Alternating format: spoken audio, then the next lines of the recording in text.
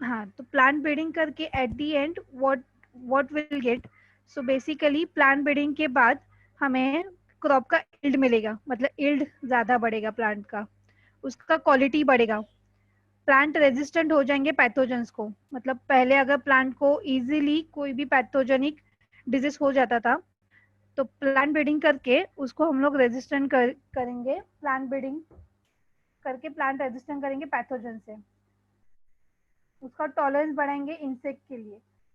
Insect जैसे कि pathogen disease हो रहे तो इंसेक्ट भी उसको प्लांट को खाए ना, इसलिए उसका इंसेक्ट का टॉलरेंस हम लोग बढ़ाएंगे प्लांट ब्रीडिंग टेक्निक्स से। और एनवायरमेंटल स्ट्रेस, अगर सराउंडिंग का एनवायरमेंट अगर टेम्परेचर बढ़ जाए तो प्लांट इजीली खराब मतलब जल ना जाए, इसलिए उसका टॉलरेंस भी हम लोग एनवायरमेंटल स्ट्रेस से बढ़ाएंगे। और हम लोगों ने क्या देखा था कि प्लांट ब्रीडिंग में बेसिकली दो टेक्निक देखे थे, एक हाइब्रिडाइजेशन और एक म्यूटेशन ब्रीडिंग। ठीक है, हाइब्रिडाइजेशन में हम लोगों ने क्या देखा था दी लास्ट लेक्चर, आज हम लोगों ने म्यूटेशन ब्रीडिंग टेक्निक देखा था। उसमें भी दो पैरामीटर देखे थे, एक था नेचुरल म्यूटेशन और दूसरा केमिकल म्यूटेशन। नेचुरल म्यूटेशन में नेचुरली जैसे कि यूवी रेज या फिर सनलाइट का टेम्परेचर ज्यादा होने की वजह से प्लांट में म्यूटेशन हो जाता है। म्यूटेशन क्या होता है, सडन चेंज हो जाता है जीन में, मतलब जीन में चेंजेस होने की वजह से प्लांट में इनबिल्ट उसका शुगर कंटेंट बढ़ जाएगा, या फिर हम लोग आर्टिफिशियली भी कर सकते हैं केमिकल म्यूटेशन ऐड करके। केमिकल म्यूटेशन में नाइट्रस एसिड देखा था हम लोगों ने, प्लांट में हम लोग वो प्लांट में नाइट्रस एसिड केमिकल म्यूटेशन डाल के मुझे जो जीन में चेंज करना है वो जीन हम लोग चेंज कर सकते हैं। ठीक है,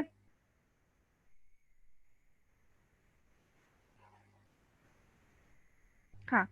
उसके बाद हम लोगों ने देखा था tissue culture technique, most important, every year board में पूछा जाता है ये क्वेश्चन।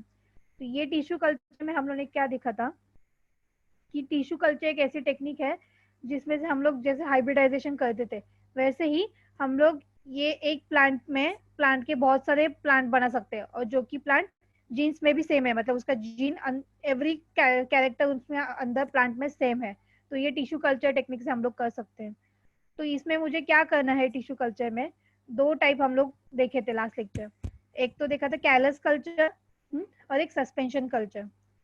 कैलस कल्चर में क्या देखा था, कैलस कल्चर में हम लोग सॉलिड मीडियम लेते हैं, जो देखो ये टेस्ट ट्यूब दिख रही है, ये जो टेस्ट ट्यूब है, ये टेस्ट ट्यूब में, हाँ ये टेस्ट ट्यूब जो है इसमें हम लोग ने जो नीचे ये सॉलिड मीडियम लिया है, ये सॉलिड मीडियम में हम लोग ने एक्स प्लांट लिया है। अभी एक्स प्लांट क्या होता है, हम लोग लास्ट लेक्चर देखा था कि जो भी पार्ट प्लांट का जो भी पार्ट जैसे लीफ, रूट या फिर शूट उसका, वो हम लोग एक्सप्लांट लेंगे और वो सॉलिड मीडियम में हम लोग ऐड करेंगे, और एक्सप्लांट और सॉलिड मीडियम को ग्रो होने के लिए रख देंगे। उसके बाद ये एक्सप्लांट का कैलस में कन्वर्जन हो जाता है। कैलस क्या है, अनडिफरेंशिएटेड मास ऑफ सेल्स, ऐसे सेल्स है जो अभी तक पूरे डिवाइड नहीं हुए हैं, जिसका अभी तक प्रॉपरली ग्रोथ नहीं हुआ है। ये कैलस को हम लोग सेम इसमें ही रखेंगे और थोड़े दिन के लिए, तो उसके बाद ये कैलस का कन्वर्जन हो जाएगा उसके ऑर्गन्स में, जैसे उसको शूट आ जाएगा, लीव्स आ जाएंगे, रूट आ जाएगा। एक बार ये फॉर्म में वो आ जाता है, वो जो कैलस था उसका एक बार ये फॉर्म में कन्वर्जन हो जाता है, तो हम लोग उसको टेस्ट ट्यूब से निकल के उसको पॉड में रख देते हैं, मतलब उसको ग्रो होने के लिए प्लांट को वो जो ग्रो था, वो जो बन गया है स्ट्रक्चर, उसको हम लोग बाद में पॉड में रख देते हैं ग्रो होने के लिए। तो ये टिश्यू कल्चर से मुझे क्या बेनिफिट मिलेगा कि शॉर्ट स्पैन में मैं बहुत सारे प्लांट बना सकती हूँ, और वो भी सेम है एक दूसरे के साथ, एकदम आइडेंटिकल है, जिसकी जनरेशन भी आइडेंटिकल है। तो मुझे ज्यादा प्लांट का ग्रो होने के लिए वेट करना नहीं पड़ेगा, मैं कम लाइफ का शॉर्ट स्पैन में ज्यादा प्लांट बना सकती हूँ। ये टिश्यू कल्चर को माइक्रो प्रोपोगेशन भी बोलते हैं, क्यों, क्योंकि इसमें जो प्लांट्स बनते हैं वो जेनेटिकली सेम है, तो वो जो प्लांट बनते हैं उसको सोमोक्लोन्स बोलते हैं, ये हम लोगों ने लास्ट लेक्चर देखा था। ठीक है, हम्म। इसका ही कंटिन्यूएशन, दैट मीन्स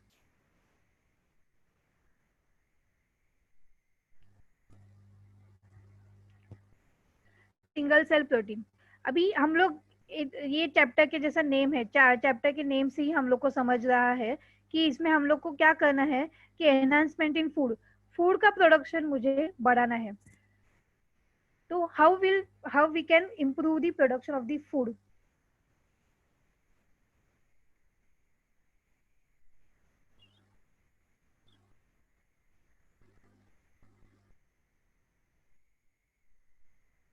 हाँ, तो how can we increase the food production? We have seen the technique as plant breeding technique. Plant by using the plant breeding technique, we can improve the production of our food. Food techniques can be food production can be improved by plant breeding technique. The other another technique is a single cell protein. The name itself indicates that it we have to prepare the proteins in single cell protein. Okay, अगर अभी का हम लोग इरा देखते हैं तो अभी जो हमारा प्रोटीन कंटेंट है, डेली कंजप्शन ऑफ प्रोटीन हमारा ज्यादा है। अगर यही कंजप्शन यही स्पीड में अगर हम लोग प्रोटीन कंज्यूम करते हैं तो बाय द एंड ऑफ 2050, अभी जो 2020 चालू है, यही स्पीड में हम लोग अगर प्रोटीन कंजप्शन करते हैं तो बाय द एंड ऑफ 2050 हम लोग को 1250 मिलियन 1250 मिलियन हम लोग को प्रोटीन का कंजम्पशन लगेगा। मतलब इतना ton of protein per year हम लोग को जनरेट करना पड़ेगा। इतना प्रोटीन मुझे ईयर में जनरेट करना पड़ेगा। ठीक है, तो ये तो पॉसिबल नहीं है ना कि एक ही हम लोग प्लांट ब्रीडिंग टेक्निक से मैं इतना प्रोटीन बना लूंगी या फिर इतने प्लांट जनरेट कर लूंगी। एक टेक्निक से इतना पॉसिबल नहीं है, तो इसलिए अनदर टेक्निक है जो सिंगल सेल प्रोटीन है। तो ये टेक्निक में क्या करते हैं, हम लोग प्रोटीन जनरेट करते हैं। कैसे करेंगे, क्यों कर रहे हैं, क्योंकि ग्लोबली डिमांड ऑफ प्रोटीन बहुत ज्यादा है। तो ये ग्लोबल डिमांड है, देखो ये पिक्चर में जैसे डिमांड बहुत ज्यादा है प्रोटीन का, बट हम लोग के पास उतना प्रोटीन अभी फिलहाल जनरेट करने के लिए उतना टेक्निक्स नहीं है। इसीलिए ये टेक्निक डेवलप की गई है जिसका नाम है single cell protein. Global demand ज्यादा है बट उसको फीड करने के लिए उतना टेक्निक्स अवेलेबल नहीं है, इसलिए ये जो टेक्निक है वो डेवलप की गई single cell protein to feed the human population to con, to overcome to complete the demand of proteins। Protein का जो भी डिमांड है वो कंप्लीट करने के लिए ये टेक्निक हम लोगों ने डेवलप किया है। ठीक है, तो ये टेक्निक क्यों नेसेसरी है, क्योंकि अगर हम लोग अंडर डेवलपिंग कंट्रीज देखें जिसमें प्रोटीन का डिमांड बहुत ज्यादा है, जिधर लोग प्रोटीन की वजह से उनको डिजीज हो रहे हैं, जैसे हम लोग ने 11th स्टैंडर्ड में देखा था माल न्यूट्रिशन, क्वेश्चनवर्कर मैरास्मस, ये जो डिजीज होते हैं क्यों होते हैं, क्योंकि प्रोटीन डिफिशियंसी है। तो ये प्रोटीन डिफिशियंसी ओवरकम करने के लिए हमें प्रोटीन का डिमांड बढ़ाना पड़ेगा, प्रोटीन का प्रोडक्शन बढ़ाना पड़ेगा। तो अभी ये सिंगल सेल प्रोटीन टेक्निक में क्या करते हैं, सिंगल सेल प्रोटीन क्या है कि इसमें क्रूड और रिफाइंड एडिबल प्रोटीन, जो खाने जैसा जो प्रोटीन है वो हम लोग रिफाइंड करते हैं क्रूड फॉर्म में। और जो किससे एक्सट्रैक्ट करते हैं, किससे हम लोग लेते हैं, ये माइक्रो ऑर्गेनिज्म से लेते हैं।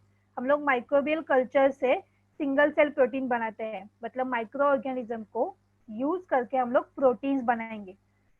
ठीक है, तो what is single cell protein? Single cell protein refers to the crude और refined edible protein extracted from pure microbial culture or from dead or dried cell biomass. By using the microorganism, we are preparing the proteins. Okay. So which microorganism? Can we use every microorganism? Whatever microorganisms there in available in surrounding, can we use that? So the answer is no. The only microorganism which we can use for this technique are the algae, fungi, yeast and bacteria. So only using these microorganisms, algae, fungi, yeast and bacteria, we can we can produce high protein content. So is this technique expensive? So the single cell protein is a non-expensive technique. That means we don't need to buy heavy, we don't need to spend lot of money on production of microorganism. तो ये micro organism आएंगे कहाँ से? तो ये जो micro organism है वो एग्रीकल्चर वेस्ट रहता है, एग्रीकल्चर वेस्ट से बनते हैं। एग्रीकल्चर वेस्ट जैसे कि वुड शेविंग्स है, वुड का जो भी वुड कट करने के बाद जो बचता है उस पर ये माइक्रो ऑर्गेनिज्म ग्रो होते हैं। और डस्ट पे या फिर कॉर्न निकालने के बाद उसका जो डस्ट, जिसका एंड प्रोडक्ट जो रहता है जो खराब हम लोग फेंक देते हैं, उसके ऊपर भी ये माइक्रो ऑर्गेनिज्म ग्रो होते हैं। या फिर शुगर केन, जो गन्ने का जो जूस है जो भी शुगर बनाने के लिए यूज किया जाता है, उसके बाद जो एंड प्रोडक्ट बचता है मोलासेस, इस पे ये माइक्रो ऑर्गेनिज्म ग्रो होते हैं। मतलब एज सच मुझे कुछ ज्यादा अमाउंट खर्च कर, मतलब ज्यादा पैसे खर्च करके बड़ा मशीन लाके इसको ग्रो करने की जरूरत नहीं है। ये नॉर्मल वेस्ट पे भी ग्रो होते हैं। ठीक है। तो अभी ये वेस्ट पे ग्रो के करते क्या है, तो ये जो एग्रीकल्चर वेस्ट है, ये एग्रीकल्चर वेस्ट का कार्बन और नाइट्रोजन जो उसमें इनबिल्ट प्रेजेंट है, उसको वो कन्वर्ट करते हैं प्रोटीन्स में। मतलब ये जो बैक्टीरियाज है, ये जो माइक्रो ऑर्गेनिजम्स है, वो एग्रीकल्चर वेस्ट पे ग्रो होते हैं। उसमें जो कार्बन और नाइट्रोजन है उसको प्रोटीन में कन्वर्ट करते हैं। समझा? मतलब ये अपने आप ही प्रोटीन में कन्वर्ट कर देते हैं। एज सच कुछ हमें कष्ट लेना नहीं है कि उनको मॉडिफिकेशन, उनका जीन में मॉडिफिकेशन करके कुछ करना है। ये अपने आप खुद से ही वो कार्बन और नाइट्रोजन वेस्ट में प्रेजेंट है उसको कन्वर्ट करते हैं हाई क्वालिटी प्रोटीन में। समझा सिंगल सेल प्रोटीन क्या होता है? तो सिंगल सेल प्रोटीन बेसिकली क्या है? हाँ, सिंगल सेल प्रोटीन बेसिकली क्या है? क्रूड और रिफाइंड एडिबल प्रोटीन है जो कि एक्सट्रैक्ट किया जाता है माइक्रो ऑर्गेनिज्म से। और ये माइक्रो ऑर्गेनिज्म कौन से है? अल्गी, फंगी, ईस्ट और बैक्टीरिया। और ये माइक्रो ऑर्गेनिज्म ग्रो कहाँ पे होते हैं? एग्रीकल्चर के वेस्ट पे ग्रो होके क्या करते हैं, तो जो एग्रीकल्चर वेस्ट पे कार्बन और नाइट्रोजन है उसको प्रोटीन में कन्वर्ट कर देते हैं। ठीक है। तो हम लोग को प्रोटीन मिलता है, सिंगल सेल प्रोटीन, ये माइक्रो ऑर्गेनिज्म से। तो कौन से माइक्रो ऑर्गेनिज्म? फंगी में भी बहुत सारे टाइप्स है। तो फंगी में एस्पेजिलस नाइक, इसमें से हर एक का नाम अगर याद रखते हो तो तुम लोग एग्जाम में लिख सकते हो। फंगी में एस्पेजिलस नाइगर है। ईस्ट में most commonly use Saccharomyces cerevisiae. Algae में स्पिरुलिना के स्पीशीज या फिर क्लोरेला पायरिनोइडिसा में भी यूज कर सकते हैं। या फिर बैक्टीरिया में मिथाइलोफिलस मिथाइलोटोपस यूज कर सकते हैं। इसमें से कोई भी दो नाम याद रख सकते हो तो that will good for you. हाँ। तो अभी मुझे ये तो समझा कि प्रोटीन बनते कैसे हैं, बट ये जो बना हुआ प्रोटीन है उसका यूज क्या है? तो it is use basically, advantage क्या है ये सिंगल सेल प्रोटीन टेक्निक का? तो ये हम लोग सप्लीमेंट जैसे यूज कर सकते हैं। ह्यूमंस को प्रोटीन सप्लीमेंट लगते हैं, तो उसका सिंगल सेल प्रोटीन से जो प्रोटीन बना है वो हम लोग ह्यूमंस का सप्लीमेंट के लिए यूज कर सकते हैं। एज वेल एज एनिमल को फीड के लिए भी यूज कर सकते हैं, एनिमल्स को भी वो खाने खाने के लिए दे सकते हैं। उसका ये जो सिंगल सेल प्रोटीन है, इसमें सिर्फ प्रोटीन का कॉन्सेंट्रेशन ज्यादा नहीं है, तो vitamin vitamin B complex, minerals और फैट भी ज्यादा है इसमें। तो मुझे प्रोटीन के साथ विटामिन और मिनरल्स भी मिल रहे हैं। ये सिंगल सेल प्रोटीन है, ये हम लोग एनिमल्स को भी दे सकते हैं। क्यों? क्योंकि उसको फैटनिंग करने के लिए, जैसे पिग्स का फैटनिंग करने के लिए, काउस को, फिश को, और पोल्ट्री फार्मिंग में भी यूज कर सकते हैं एनिमल को फीड देने के लिए। तो सिंगल सेल प्रोटीन का बेसिक यूज क्या है कि हम लोग ह्यूमंस को, एनिमल्स को सप्लीमेंट, प्रोटीन सप्लीमेंट के लिए दे सकते हैं। विटामिन और बी कॉम्प्लेक्स का कॉन्सेंट्रेशन भी ज्यादा है इसमें। और ये सिंगल सेल प्रोटीन है वो एनिमल्स को फैटनिंग देने के लिए भी हम लोग यूज कर सकते हैं। अलॉन्ग विथ ये एडवांटेजेस के साथ और इसके एडवांटेजेस क्या है कि माइक्रो ऑर्गेनिज्म का ग्रोथ रेट बहुत ज्यादा है। मतलब एट अ टाइम एक माइक्रो ऑर्गेनिज्म 100 या फिर 50 to 100 माइक्रो ऑर्गेनिज्म को ग्रो कर सकता है। तो ये हम लोग को लार्ज क्वांटिटी में बायोमास दे रहा है शॉर्ट ड्यूरेशन में। कम एक दो दिन में मैं प्रोटीन का कॉन्सेंट्रेशन बढ़ा सकती हूँ, प्रोटीन का यील्ड बढ़ा सकती हूँ ये माइक्रो ऑर्गेनिज्म को यूज करके।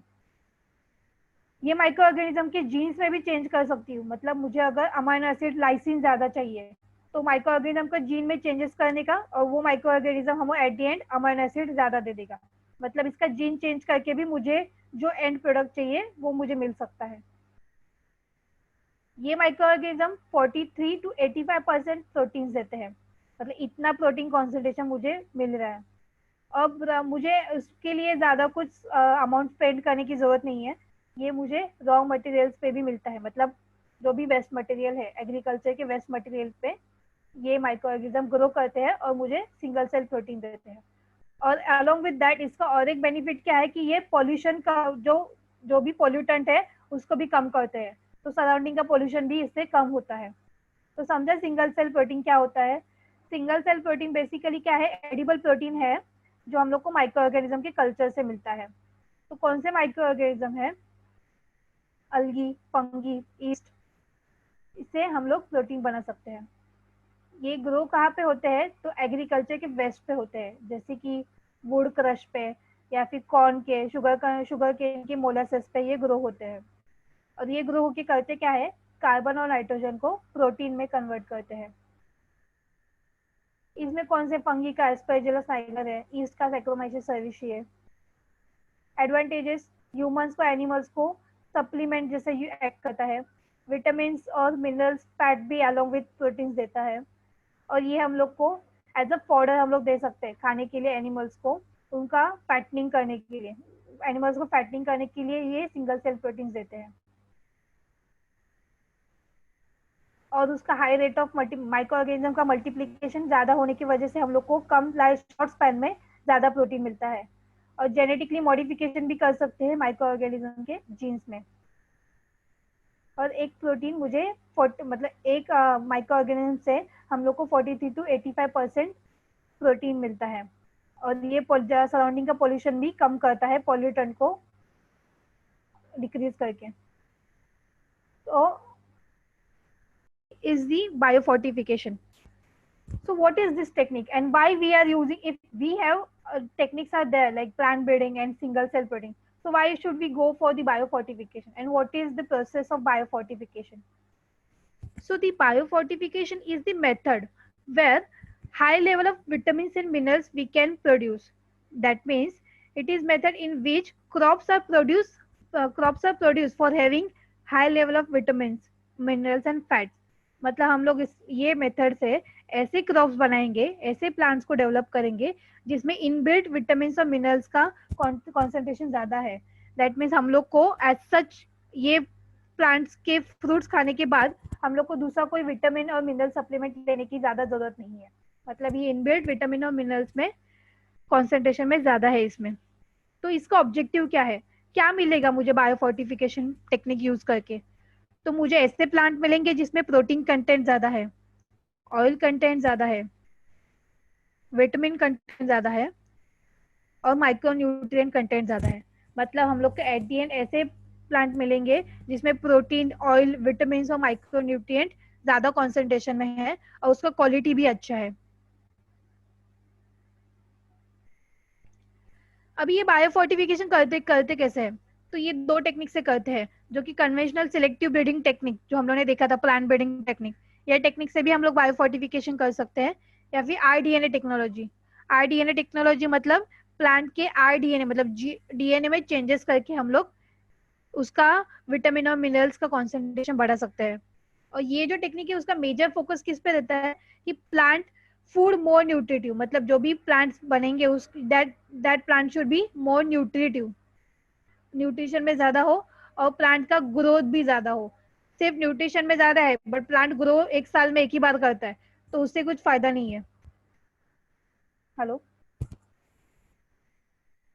तो ये जो प्लांट है उसका न्यूट्रिशन में ज्यादा है बट ग्रो एक साल में एक ही बार करेगा, तो कुछ फायदा नहीं है। तो मुझे ये बायोफोर्टिफिकेशन से ऐसे प्लांट मिलेंगे जिसका न्यूट्रिशन भी ज्यादा है और जो ग्रोथ में भी ज्यादा है, जिसका ग्रोथ भी ज्यादा है। तो ऐसे कौन से प्लांट है जो बायोफोर्टिफिकेशन से बनाए थे? एक है फोर्टिफाइड मेज, जिसमें क्या है, twice amount of amino acid है। मतलब बायोफोर्टिफिकेशन से हमने ऐसा फोर्टिफाइड मेज मेज का ऐसा प्लांट बनाया जिसमें अमाइनो एसिड का कॉन्सेंट्रेशन डबल है, ज्यादा है। और कैरेट का और स्पिनच का भी ऐसे प्लांट वेजिटेबल क्रॉप्स बना है जिसमें विटामिन ए और मिनरल ज्यादा है। बेसिकली विटामिन ए का कॉन्सेंट्रेशन इसमें ज्यादा होने की वजह से हम ये जो प्लांट है वो as a vitamin A supplement भी खा सकते हैं और मिनरल सप्लीमेंट भी खा सकते हैं।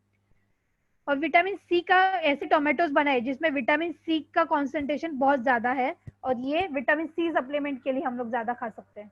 तो बायो फोर्टिफिकेशन टेक्निक से मुझे क्या मिले, ऐसे प्लांट मिले जिसमें amino acid, vitamin A, vitamin C ज्यादा कॉन्सेंट्रेशन में है। तो अगर किसी को विटामिन सप्लीमेंट खाने के, अगर जैसे मेडिसिन खाने की, विटामिन सप्लीमेंट्स लेने की जरूरत पड़ी, तो ये प्लांट्स के फ्रूट्स खा के, ये प्लांट को खा के हम लोग को ये सप्लीमेंट मिल सकते हैं। ठीक है। तो बायोफोर्टिफिकेशन में हम लोगों ने क्या, सो द नेक्स्ट टेक्निक, अभी तो हम लोगों ने ये देखा कि ये जो टेक्निक यूज करके हम लोगों ने प्लांट के मॉडिफिकेशन किए, क्रॉप्स में मॉडिफिकेशन किए सो दैट हम लोग को ज्यादा फूड मिले या फिर ज्यादा जो जो मुझे चाहिए, जैसे कि अमीनो एसिड ज्यादा हो, या फिर प्रोटीन ज्यादा हो, या फिर मिनरल ज्यादा हो। तो ऐसे हम लोगों ने चेंजेस करके, हम लोग ये 3 टेक्निक देखे थे जिसमें से हम लोग प्लांट में चेंजेस करके फूड का प्रोडक्शन बढ़ा सकते हैं। जो चाहिए वो जीन्स में हम लोग चेंजेस कर सकते हैं। तो अगर मुझे फूड का प्रोडक्शन बढ़ाना है तो सिर्फ प्लांट में चेंजेस करके फायदा है क्या? तो सिर्फ हम लोग प्लांट ही खाते हैं क्या? नहीं, हम लोग एनिमल्स के भी प्रोडक्ट खाते हैं, जैसे डेयरी प्रोडक्ट्स हो गए जो कि हम लोग को एनिमल से मिलते हैं, काऊ बफेलो से। तो हम लोग अभी नेक्स्ट देखने वाले हैं एनिमल हस्बेंड्री, मतलब एनिमल्स को यूज करके मैं फूड का प्रोडक्शन कैसे बढ़ा सकती हूँ, एनिमल्स को मैं कैसे फूड प्रोडक्शन में यूज कर सकती हूँ। ठीक है, तो अभी हम लोग देखेंगे नेक्स्ट में एनिमल हस्बेंड्री।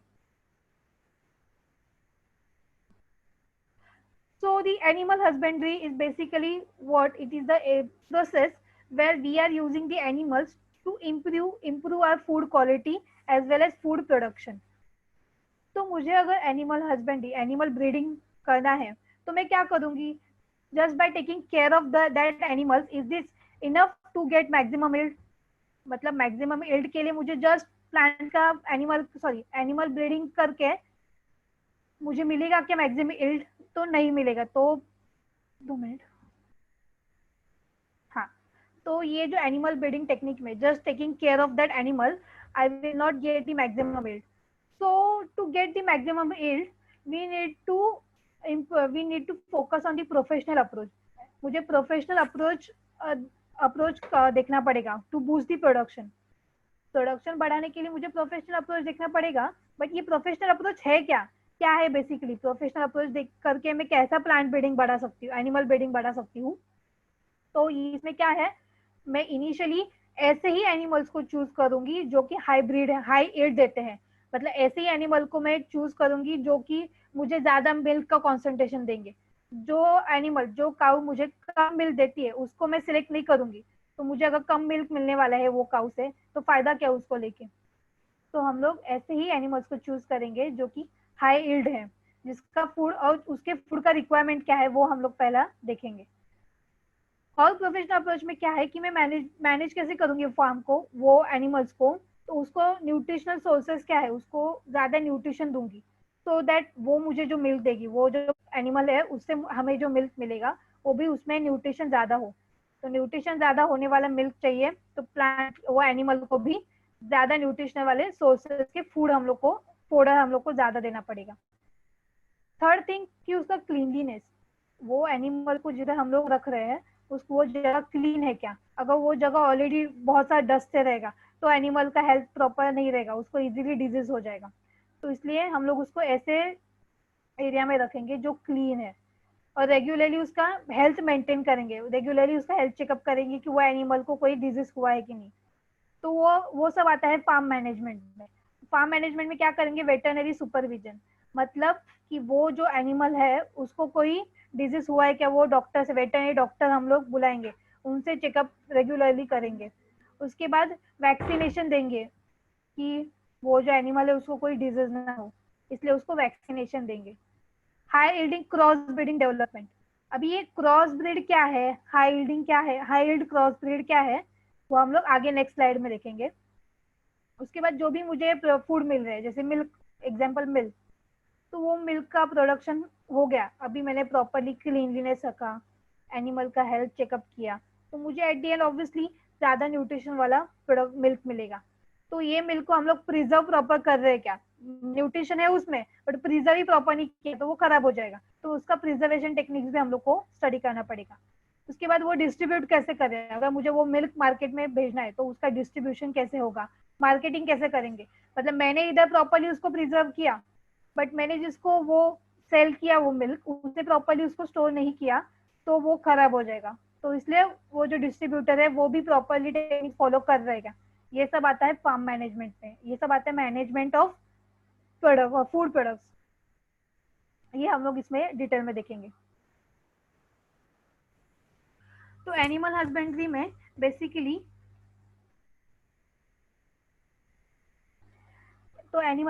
बेसिकली, ये जो टॉपिक है इसमें हम लोग बेसिक किस पे फोकस करेंगे? तो हम लोग इसमें फोकस करने वाले हैं डेयरी इंडस्ट्री में, डेयरी कैसे हम लोग प्रॉपर एनिमल्स को, काऊ और बफेलोस के यूज करके कैसा फूड प्रोड्यूस ज्यादा कर सकते हैं। पोल्ट्री फार्मिंग, एग्स हम लोग को जो मिलते हैं, चिकन जो आता है वो प्रॉपर है क्या, उसका फार्मिंग कैसे किया जाता है।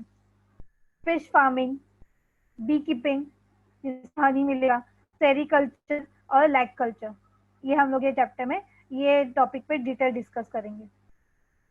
बट उसके पहले ये जो टॉपिक है ये डिस्कस करने से पहले हम लोग ब्रीड, जो ब्रीड लेने वाले हैं वो ब्रीड कौन सा है, वो ब्रीड कैसा होना चाहिए, ये सब हम लोग प्रॉपर पहले डिस्कस करेंगे। ठीक है। तो अभी एनिमल ब्रीडिंग में पहला हम लोग को ये देखना पड़ेगा कि ब्रीड क्या होता है। एनिमल ब्रीडिंग देखेंगे बट ब्रीड क्या होता है बेसिकली। तो what is breed basic? Breed is a group of animal related to descent and similar in most characters. तो कौन से कैरेक्टर में वो सेम है, उनका जनरल अपीयरेंस सेम होना चाहिए, फीचर्स सेम होने चाहिए, साइज सेम होनी चाहिए और कॉन्फ़िगरेशन सेम होना चाहिए। तो ब्रीड क्या है बेसिकली, ऐसे एनिमल्स का ग्रुप है जिसके कैरेक्टर सिमिलर है, जैसे उसका जनरल अपीयरेंस हो गया, कॉन्फ़िगरेशन हो गया, और they belong to the same breed, मतलब सेम स्पीशीज के होने चाहिए वो। ठीक है, तो उसको हम लोग ब्रीड बोलते हैं। तो एनिमल ब्रीडिंग क्यों करते हैं? To getting improve breed with desirable qualities. मतलब मुझे अच्छा ब्रीड मिलना, मतलब हम लोग ने एनिमल ब्रीडिंग करके ऐसे ब्रीड बनाएंगे जिसका क्वालिटीज अच्छा है, जिसका खुद का क्वालिटीज अच्छा है, उसको डिजीज नहीं होगा, होना चाहिए इजीली, और उसका जो प्रोडक्ट्स हम लोग को मिल रहे हैं, जैसे मिल्क मैंने बोला था काऊ बफेलो से मिलेगा, उसका क्वालिटी भी अच्छा होना चाहिए। और to increase the yield of animals का जो जो भी ग्रोथ है वो भी अच्छा होना चाहिए, उसका उससे जो प्रोडक्ट मिलेगा उसका भी यील्ड भी अच्छा होना चाहिए। मतलब जैसे एक काऊ सिर्फ 1 लीटर अगर मिल्क देती है, तो मुझे उसका जो भी ब्रीड बनाऊंगी मैं, वो ब्रीड से मुझे एटलीस्ट 2 और 3 लीटर मिल्क मिले। तो ब्रीडिंग के कौन से टेक्निक्स है? तो इस एनिमल ब्रीडिंग में हम लोग 5 टेक्निक देखने वाले हैं आज। एक है इन breeding, out breeding. Out breeding में फिर 2 टाइप्स है, आउट क्रॉसिंग, क्रॉस ब्रीडिंग। ये क्रॉस ब्रीडिंग टर्म पहले के स्लाइड पे आया था, तब मैंने बोला था कि हम लोग आगे देखेंगे। तो ये टेक्निक, ये इसमें हम लोग देखेंगे क्रॉस ब्रीडिंग क्या होता है। Inter specific hybridisation, artificial insemination technique और मल्टीपल ओव्यूलेशन टेक्निक। अभी ये नाम से तो नहीं समझ रहे कि क्या है, हम लोग डिटेल में आगे देखेंगे। अभी इन ब्रीडिंग, इन ब्रीडिंग, इन मतलब जैसे अभी हम लोग से इंट्रा और इंटर स्पेसिफिक, इंट्रा और इंटर से इंटर कॉलेज कंपटीशन होता है, इंटर कॉलेज कंपटीशन होता है। इंटर कॉलेज क्या होता है कि जैसे कि अभी सपोज कोई एरिया वाइज, जैसे घाटकोपर और मुलुंड के, ये 2 स्कूल के बीच में अगर कंपटीशन होगा तो वो इंटर कंपटीशन हो गया। इंटर मतलब विद इन घाटकोपर के जो भी स्कूल है, जो एक्स स्कूल है सपोज, तो ये एक स्कूल में ही कंपटीशन हो रहा है, तो उसको बोलते हैं इंटर कंपटीशन। तो अभी इसके नाम में देखो, इन ब्रीडिंग मतलब क्या, जो सेम स्पीशीज है, मतलब वो जो स्पीशीज है, जैसे अभी हम लोग एग्जांपल लेते हैं हॉर्स का, हॉर्स की जो स्पीशीज है उसमें ही हम लोग ब्रीड करेंगे, तो हम लोग को 4 to 6 जनरेशन मिलेंगे। तो इन ब्रीडिंग क्या है, it involve breeding of closely related individual for 4 to 6 generation.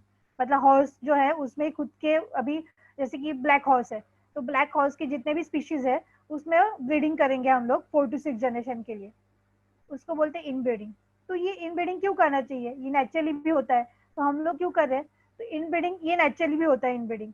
तो इनब्रीडिंग करके क्या मिलता है, हम लोग होमोजाइगोसिटी बढ़ाते हैं, होमोजाइगोसिटी इंक्रीज कर सकते हैं।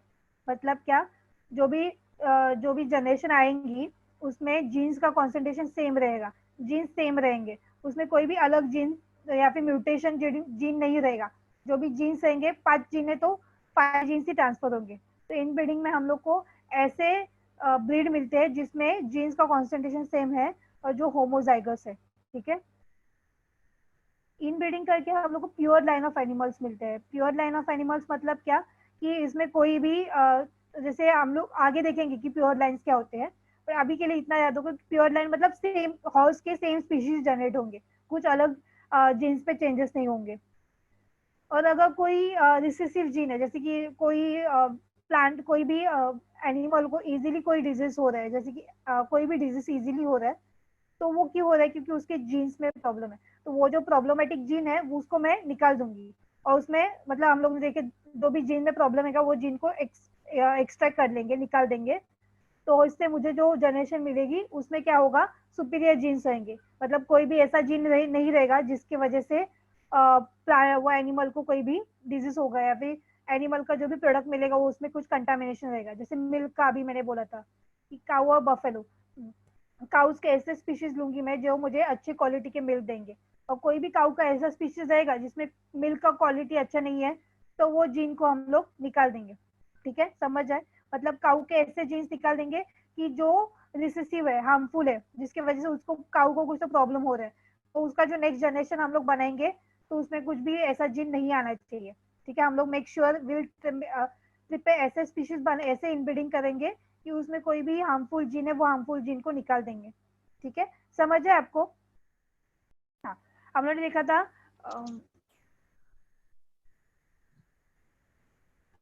इनब्रीडिंग, देखा था इनब्रीडिंग में क्या देखा था हम लोग ने, जो कि same generation same same species के सेम एंसिस्टर्स है, सेम है सब। जैसे कि हॉर्स का मैंने एग्जांपल बताया था, सेम हॉर्स के, जैसे ब्लैक हॉर्स है, ब्लैक हॉर्स के बीच में ही हम लोग ने इनब्रीडिंग किया था, तो हम लोग को होमोजाइगस मिले थे, प्योर लाइन मिलती है इसमें से, और जो भी हार्मफुल जीन है उसको हम लोग निकाल सकते हैं। सिर्फ एक डिसएडवांटेज है उसका कि हम लोग वो एनिमल को इनफर्टाइल कर देते हैं। इनफर्टाइल मतलब उसका फर्टिलिटी कम हो जाता है और प्रोडक्टिविटी भी कम हो जाता है। इसलिए हम लोग ने अल्टरनेट टेक्निक देखा था, आउटब्रीडिंग। आउटब्रीडिंग में क्या करते हैं, जो कि अनरिलेटेड एनिमल्स को हम लोग कंबाइन करते हैं। तो आउटब्रीडिंग में हम लोगों ने दो टेक्निक देखे थे, आउट क्रॉसिंग और क्रॉस ब्रीडिंग। आउट क्रॉसिंग में क्या करते हैं, जो कि अनरिलेटेड स्पीशीज है, स्पीशीज एक दूसरे से बिल्कुल भी सेम नहीं है, उनका हम लोग ब्रीड बनाते हैं। और क्रॉस ब्रीडिंग में जो भी डिजायरेबल कैरेक्टर है, जैसे हॉर्स का मैंने बताया था स्पीड ज्यादा है, और डोंकी का हेवी उठाने का, वैसे जो भी डिजायरेबल कैरेक्टर्स है वो हम लोग सिलेक्ट करते हैं क्रॉस ब्रीडिंग में। सुपीरियर मेल लेते हैं, सुपीरियर फीमेल लेते हैं। तो जैसे ये बीकानेरी ईव सुपीरियर मेल है, तो मरियानो रैम सुपीरियर फीमेल है, तो उसका जो जनरेशन हमें मिलता है वो हिजार्डेल है, जिसका वुल क्वांटिटी, वुल बनाने, वुल ज्यादा है उसके बॉडी पे, तो हम लोग ज्यादा वुल हम लोग को इससे मिलता है। उसके बाद हम लोग ने इंटर स्पेसिफिक हाइब्रिडाइजेशन देखा था, जिसमें क्या देखा था हम लोग ने कि जो भी स्पीशीज है अनरिलेटेड स्पीशीज, जिसका एक दूसरे से कुछ ये नहीं है, मतलब उसके एंसिस्टर्स भी सेम नहीं है, कुछ भी सेम नहीं है, और हम लोगों ने क्यों लिया फिर, क्योंकि हमें डिजायरेबल कैरेक्टर चाहिए था। जैसे हॉर्स का मैंने बताया स्पीड ज्यादा है, और डोंकी का हेवी उठाने का, तो ये कैरेक्टर मैंने डिसाइड किए, इसलिए ये दोनों को मैंने कंबाइन किया, तो हम लोग को म्यूल मिलता है जिसमें ये दोनों भी डिजायरेबल कैरेक्टर्स है। ठीक है, उसके बाद और एक टेक्निक है आर्टिफिशियल इंसेमिनेशन। आर्टिफिशियल इंसेमिनेशन में क्या करते हैं, semen from selected superior male is collected and preserve in frozen state, or then it is injected into genital tract of female immediately. It might be stored for frozen state or it can be injected immediately. So what is usefulness of this technique? It is useful to overcome problem of normal mating and convenience of transportation. मतलब क्या, कभी कभी reproduction के time पे जो भी mail का जो भी स्पर्म्स है वो जाके इनएक्टिव हो जाते हैं, while while injecting it it while mating वो इनएक्टिव हो जाते हैं। इसीलिए एक आर्टिफिशियल टेक्निक है जो ह्यूमंस में भी अभी यूज करते हैं। तो इसमें हम क्या करते हैं, जो भी सीमेन है मेल का वो हम लोग लेते हैं सुपीरियर मेल का, और फ्रोजन कर लेते हैं या फिर इंजेक्ट कर लेते हैं इमीडिएटली फीमेल के जेनेटर ट्रैक में। देखो ये डायग्राम देखो, इसमें ये पिक्चर देखो, इसमें समझ जाएगा आपको।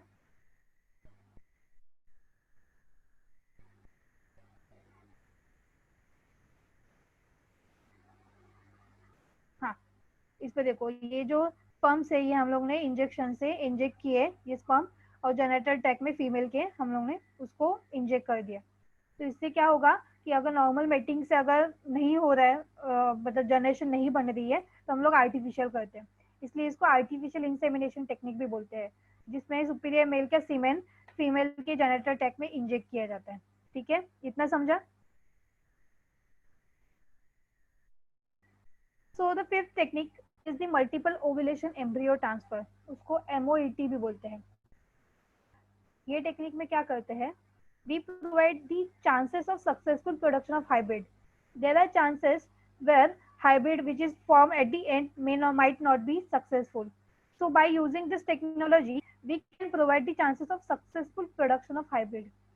In this method, Cow is administered with FSH like hormone. Follicle stimulating hormone is injected in the cow to induce follicular maturation.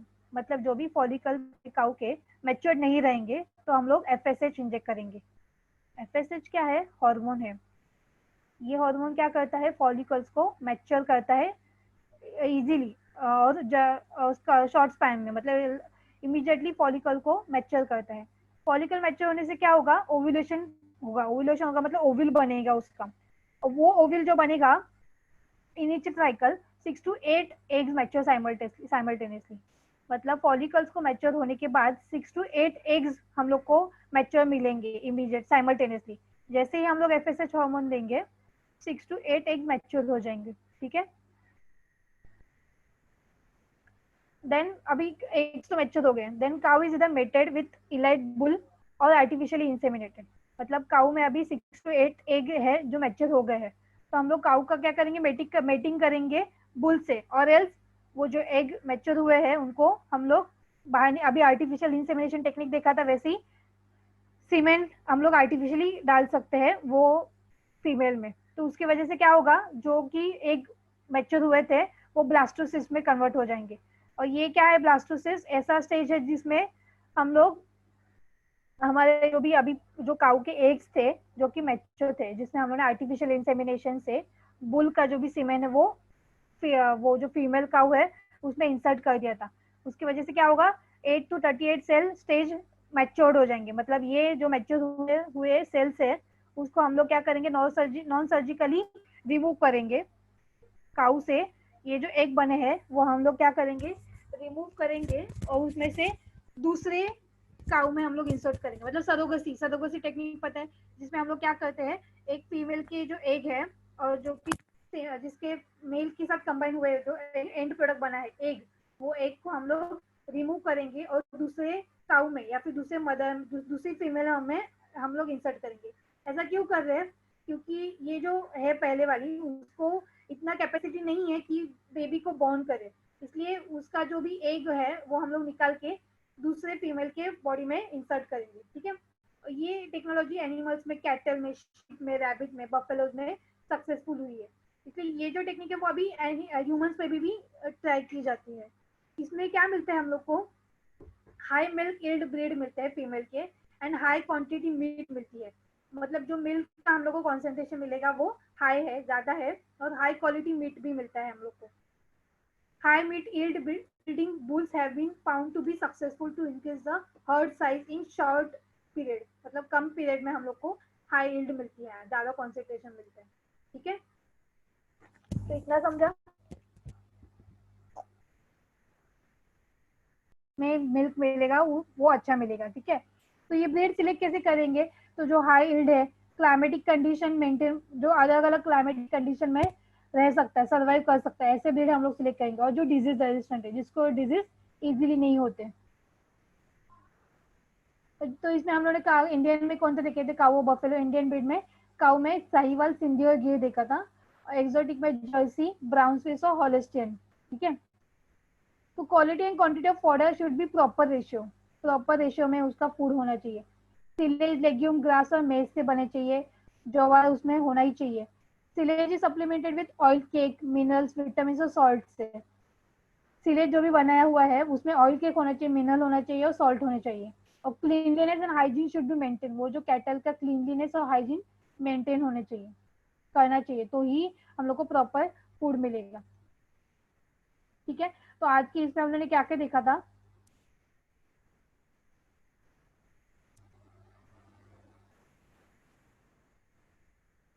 हाँ, सिंगल सेल प्रोटीन देखा था. सिंगल सेल प्रोटीन क्या है? सिंगल सेल प्रोटीन जो कि protein का concentration हम लोग को माइक्रो ऑर्गेनिज्म से बनाते हैं हम लोग, जो कि ज्यादा कॉन्सेंट्रेशन में रहता है. क्यों कर रहे हैं? क्योंकि अभी जो प्रोटीन का डिमांड है वो बढ़ रहा है, तो इतने बढ़ते हुए डिमांड को हम लोग को मीट करना है, इसलिए हम लोग प्रोटीन कॉन्सेंट्रेशन बढ़ाएंगे. कैसे बढ़ाएंगे? तो सिंगल सेल प्रोटीन में क्रूड और रिफाइंड एडिबल प्रोटीन एक्सट्रैक्ट करेंगे माइक्रो ऑर्गेनिज्म से. ठीक है. तो माइक्रो ऑर्गेनिज्म कौन से यूज करेंगे? अलगी हो गई, फंगी, ईस्ट और बैक्टीरिया. ये माइक्रो ऑर्गेनिज्म किस में से किस कैसे हम लोग ग्रो कर सकते हैं? तो एग्रीकल्चर वेस्ट पे, जो भी एग्रीकल्चर वेस्ट है उस पे ये माइक्रो ऑर्गेनिज्म ग्रो करेंगे. माइक्रो ऑर्गेनिज्म कैसे उसको प्रोटीन में कन्वर्ट करते हैं? तो जो भी वेस्ट मटेरियल उसमें से कार्बन और नाइट्रोजन को कन्वर्ट करता है हाई क्वालिटी प्रोटीन में। इसमें से कौन से माइक्रो ऑर्गेनिज्म जैसे फंगी में एस्परजिलस नाइगर हो गया, ईस्ट में साइक्रोमाइसिस सर्विसेज, अल्गी में स्पिरुलिना स्पीशीज हो गया। एडवांटेजेस क्या है सिंगल सेल प्रोटीन के, ह्यूमन और एनिमल को दोनों को प्रोटीन सप्लीमेंट यूज कर सकते हैं। ये विटामिन और विटामिन बी कॉम्प्लेक्स में भी ज्यादा कॉन्सेंट्रेशन में, और वो रेडीली हम लोग एनिमल्स को खाने के लिए दे सकते हैं। अनदर क्या है कि माइक्रो ऑर्गेनिज्म शॉर्ट स्पैन में हम लोग ग्रो कर सकते हैं, तो कम स्पैन में ज्यादा प्रोटीन बना सकते हैं। तो इसका माइक्रो ऑर्गेनिज्म को जेनेटिकली मॉडिफाई कर सकते हैं, अगर अमाइनो एसिड चाहिए तो ज्यादा, तो अमाइनो एसिड को हम लोग बढ़ा सकते हैं। और ये सराउंडिंग का पॉल्यूशन भी कम करता है, और उसमें 43 to 85% प्रोटीन देते हैं हम लोग को ये। उसके बाद हम लोगों ने बायो फोर्टिफिकेशन देखा था। बायो फोर्टिफिकेशन क्या है, हम लोग ऐसे क्रॉप बनाएंगे जिसमें हाई लेवल ऑफ विटामिन और मिनरल और फैट रहेगा, और उसमें हम लोग को प्रोटीन भी एज वेल एज ज्यादा मिलेगा। तो ये मेजर फोकस किस पे करते हैं कि ज्यादा न्यूट्रिशन के प्लांट बनाए और उसका ग्रोथ भी ज्यादा हो। इसमें एग्जांपल में हम लोगों ने फोर्टिफाइड मेज देखा था जिसमें अमाइनो एसिड ज्यादा है। वेजिटेबल क्रॉप जैसे कैरेट और स्पिनच देखा था जिसमें विटामिन ए और मिनरल ज्यादा है। उसके बाद हम लोगों ने देखा था एनिमल हस्बेंड्री के टेक्निक्स। तो अब सिर्फ प्लांट का उसका टेक केयर, मतलब उसको प्रॉपरली रखने से ही सिर्फ हम लोग को ज्यादा ईल्ड नहीं मिलेगा। तो हम लोग को उसको क्या करना पड़ेगा, हम लोग को ऐसे प्लांट सिलेक्ट करने पड़ेंगे जिसका ऑलरेडी ईल्ड ज्यादा है, और जिसका फूड रिक्वायरमेंट क्या क्या है वो चेक करना पड़ेगा। उसके बाद उसके न्यूट्रिशनल सोर्सेस क्या क्या हम लोग को लगेगा उसको रखने के लिए। उसको जिधर स्टोर करेंगे, उसको जिधर वो एनिमल्स को रखेंगे, वो जगह क्लीन होना चाहिए और हेल्थी होना चाहिए, उसका हेल्थ मेंटेन होना चाहिए। हेल्थ मेंटेन उसका कैसे करेंगे, वेटरनरी डॉक्टर्स को बुला के उसका रेगुलर चेकअप करके। तो उसमें हम लोग ये आगे हम लोग देखेंगे। आज हम लोगों ने डेयरी इंडस्ट्री का देखा, बट ये करने से पहले पहले ब्रीड क्या हो वो समझना चाहिए था हमें। तो हम लोगों ने देखा था कि ब्रीड क्या है। ब्रीड क्या, हम किसको ब्रीड बोलते हैं, ऐसे एनिमल्स को जो सिमिलर इन कैरेक्टर है, जैसे जनरल अपीयरेंस हो गया, साइज और कॉन्फ़िगरेशन सेम हो गया। ये एनिमल ब्रीडिंग हम लोग कैसे करेंगे, to get the desirable qualities of product, also to increase the yield of animals. ठीक है, तो हम लोग को जो कैरेक्टर डिजायरेबल है वो तो मिलेंगे ही, और एनिमल्स का यील्ड भी ज्यादा मिलेगा। इसमें हम लोगों ने 5 टेक्निक देखे थे। इन ब्रीडिंग में क्या करेंगे, हम लोग सेम स्पीशीज आएंगे जिसके एंसेस्टर भी सेम है उसको ब्रीड करेंगे, तो हम लोग को क्या मिलेगा, प्योर लाइन जीन्स मिलेंगे, होमोजाइगस मिलेंगे। सिर्फ डिसएडवांटेज क्या मिलेगा कि वो एनिमल्स का इनफर्टिलिटी हो जाएगा और प्रोडक्टिविटी कम हो सकता है। उसके बाद हम लोगों ने आउटब्रीडिंग की टेक्निक देखे थे, जिसमें एनिमल्स में भी same breed but having no common ancestors. तो उसमें हम लोगों ने आउटसोर्सिंग देखा था और क्रॉस ब्रीडिंग देखा था। क्रॉस ब्रीडिंग में क्या दिखा था, सुपीरियर मेल और सुपीरियर फीमेल लेंगे हम लोग, और animal breed of desirable characters हम लोग डेवलप कर सकते हैं। जैसे कि मैंने बताया था हिजार्डेल, जो कि बीकानेरी ईव और मरियानो रैम से मिलती है, जिसमें वुल कॉन्सेंट्रेशन ज्यादा है। इंटरस्पेसिफिक हाइब्रिडाइजेशन देखे थे हम लोग ने। इसमें क्या करते हैं हम लोग, इंटरस्पेसिफिक हाइब्रिडाइजेशन में जो species breeding of animals of 2 different species but related species, जो कि रिलेटेड होने चाहिए। तो डिजायरेबल कैरेक्टर जैसे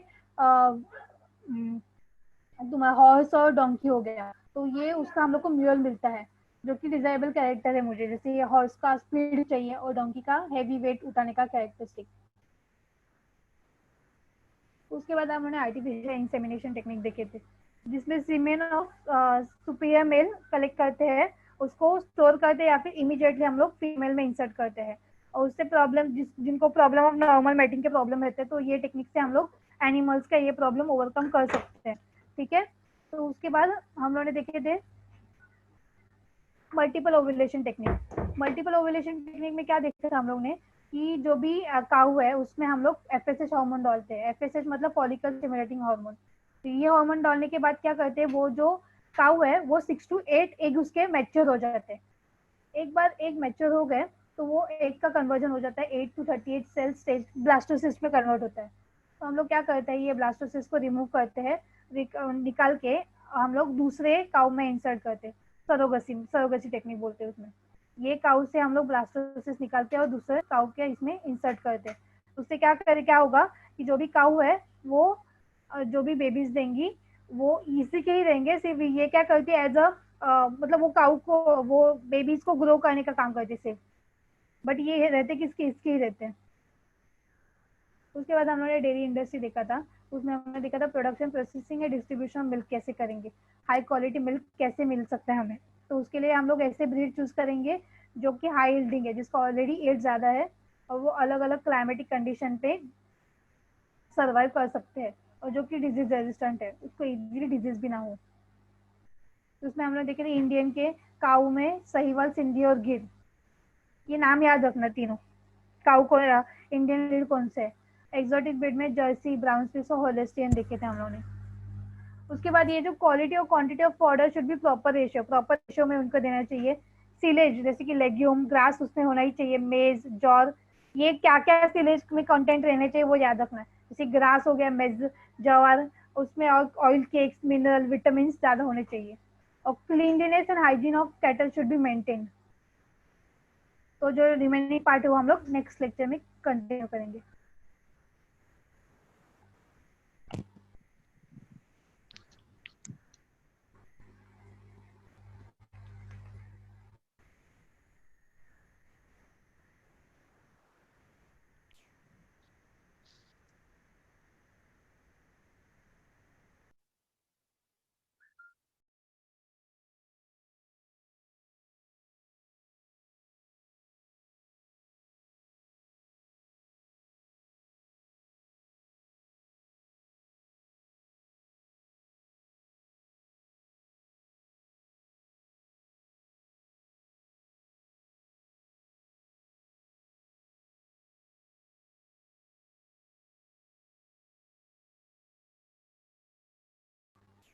हेलो मैम। हॅलो। बोल बोल. हा अहो, हे आजचं जेवढं होतं ना तेवढं मी शिकवलंय. म्हणजे मी आज हा ॲनिमल हजबंडरीचा पार्ट एक कव्हर केला. फक्त आता थोडा पार्ट अजून बाकी आहे. तो नेक्स्ट लेक्चरमध्ये कंटिन्यू करते. ठीक आहे, चालेल. सिद्धी, मी नोट्स व्हॉट्सअप करते तुला थोड्या वेळात. आणि उद्या केमिस्ट्रीचं लेक्चर आहे. प्रिव्हियस जे आहे ते रिवाइज करून ठेवा. ओके, चलो बाय बाय. ठीक आहे, बाय. आणि एंड मीटिंग कर. हो हो मॅम.